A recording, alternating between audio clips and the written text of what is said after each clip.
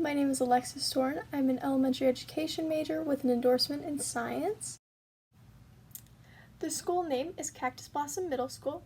My school is named Cactus Blossom Middle School because of how the students grow their knowledge in the classroom. Our school is a green school, or an environmentally friendly one. The school runs off solar panels, which saves the school money and saves the environment around them.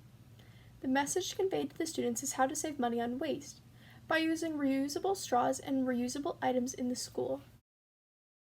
Our mission is to have a successful learning environment that is safe for our students. We encourage our students to try their best, learn from their mistakes, and work hard at everything they do. Our green school not only helps our students learn about the world around them, but also provides our students with a positive learning environment. We work to keep our school a safe place that teaches our students to work toward a healthier, cleaner, and successful future. About my middle school. So it's 5th, 6th, 7th, and 8th graders in this building. Each grade level has 2 sets of each of the 5 subjects. Each subject will have 2 teachers and they are across the hall from each other. The reason the younger classes are on the bottom floor and the older grades are on the top floor is because there will be more teachers on the first floor. For example, gym teachers, counselors, principals, music and art teacher, and the librarian will be on the first floor. To motivate students to keep our school green, we will encourage students to pack lunches in reusable containers and bring reusable water bottles. They have to recycle containers in every classroom as well. So next we have the design layout. Here's the design layout on the second floor, the first floor, and inside the classroom. Then the design explanation, we have 2 entrances, one front and one back doors for the safety reasons, also for extracurriculars after school hours. The lockers are outside in the hallways, accessible to everyone. The classroom consists of student desks, student chairs, countertops with cabinets above, a teacher's desk, a whiteboard, and a smartboard. The cafeteria is on the first floor because of the kitchen and water and oven, and also because we have plants on the floor and we don't want to carry those upstairs.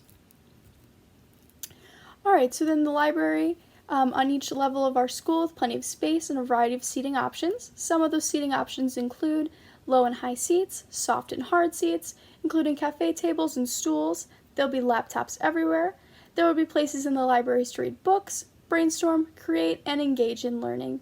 We also have a tech lab on the second floor as well. Okay, so now on to student services. So we have social worker, which helps students in an emotional way. Social workers are mental health experts for middle schoolers who are struggling currently to get through middle school. They show students how to cope with things that are affecting them in school. Then we have counselors.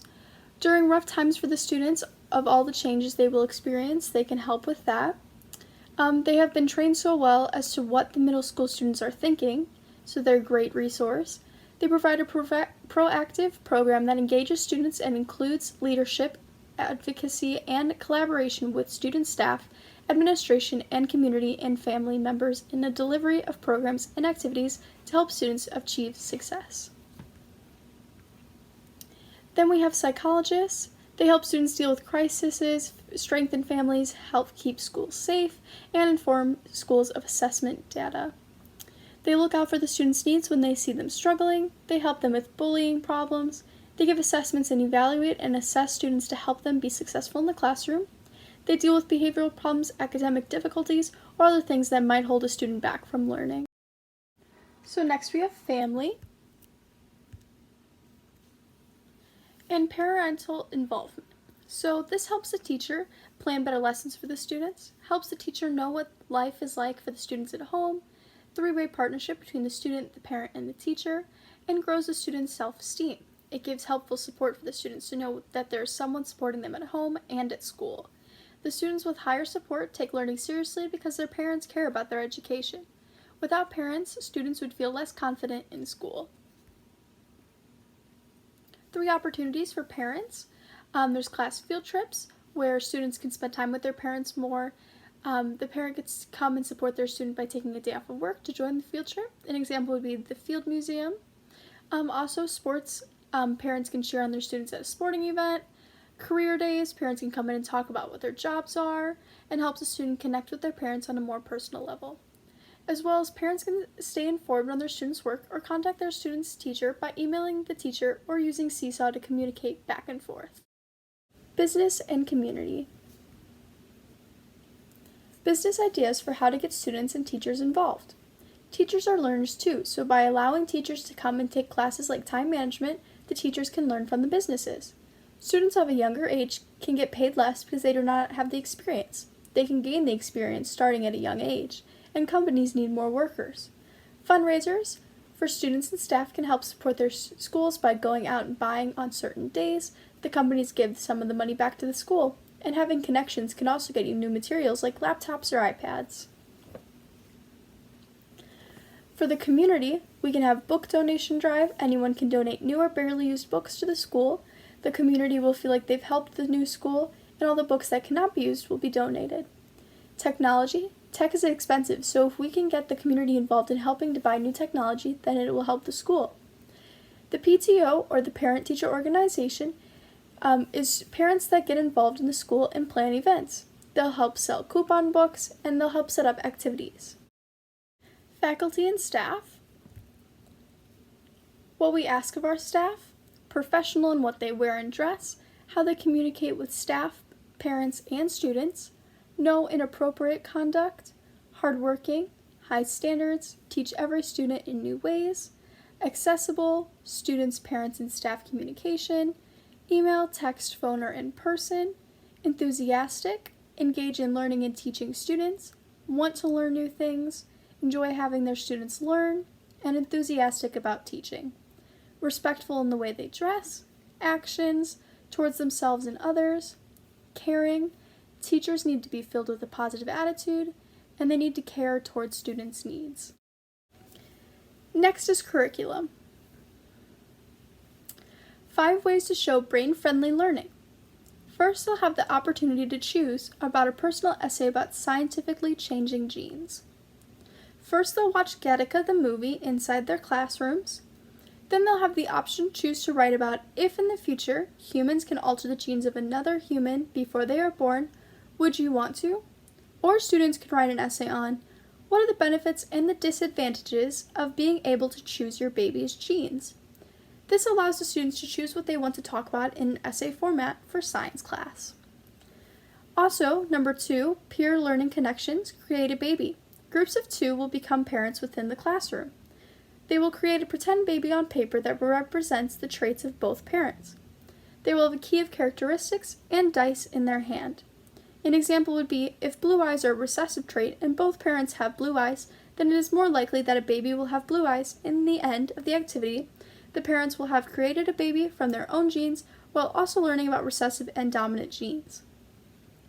In expressive arts activities, the periodic table criminals, the students will pick an element and design a most wanted poster.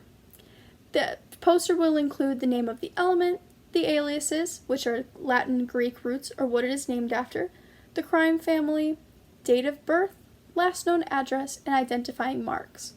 The description of the element criminal, what they are wanted for, and a warning about the criminal. Students must draw their element as well, and at the end of class, we will put these all up against on to make it our own periodic table. Continuing with number 4, learning through the body, measuring body dimensions. They'll work in groups of 2 and measure their body parts in centimeters, millimeters, and meters. Students will make graphs including pie charts, bar graphs, and double bar graphs. They will collect data from the whole class and compare the data. Then they will answer questions on the graphs they just made. The metacognition strategies, or debate science controversies. They will research a controversial topic from a list that the teacher has made. The groups of students will present their own side of their argument to the rest of the class, and the students will help create their own opinions on science topics. An example could be, zoos should be abolished to protect animals, or solar energy should replace all traditional forms of energy. Sports and extracurricular activities. Clubs and activities list. We have intramurals, intermurals, extracurricular activities, and clubs. Why do we have so many sports clubs and activities? We want our students to be involved inside and outside of school building. We want to spark interest in our students' creative sides. More responsibility and leadership opportunities. In sports, students take turns being the leader on the field. They also learn responsibility for their actions during a game and after the game. The more effort they put towards their sport or activity, the better they learn to work as a team. And finally, having these kinds of activities outside the classroom promotes better behavior on the part of the middle schoolers inside the classroom. School pride. School spirit involves pep assemblies, field day, spirit weeks, yearbook drawing contest, and St. Jude Children's Research Hospital Mathathon.